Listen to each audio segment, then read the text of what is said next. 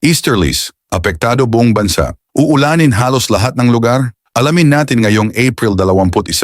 As of alas 3 ng madaling araw kanina, patuloy na nakakaapekto ang easterlies o mainit at mahalumigmig na hangin mula sa karagatang Pasipiko sa Southern Luzon, Visayas at Mindanao. Dahil dito asahan sa Metro Manila, Calabarzon, Mimaropa, Bicol Region, Visayas at Mindanao ang bahagyang maulap hanggang maulap na kalangitan na may mga panakanakang pag-ulan o thunderstorms. Posible ang flash floods o landslides lalo na kung magiging malakas ang thunderstorms. Sa natitirang bahagi naman ng Luzon, ganito rin ang kondisyon, partly cloudy to cloudy skies na may isolated rain showers o thunderstorms dulot naman ng localized thunderstorms. Tulad ng ibang lugar, may banta rin ng biglaang pagbaha o pagguho ng lupa kapag lumakas ang ulan. Para sa lagay ng hangin at karagatan sa silangang bahagi ng Southern Luzon, Visayas at Mindanao, mararanasan ang katamtamang lakas ng hangin mula hilagang silangan hanggang silangan at katamtaman din ang alon sa baybayin na abot sa 1.5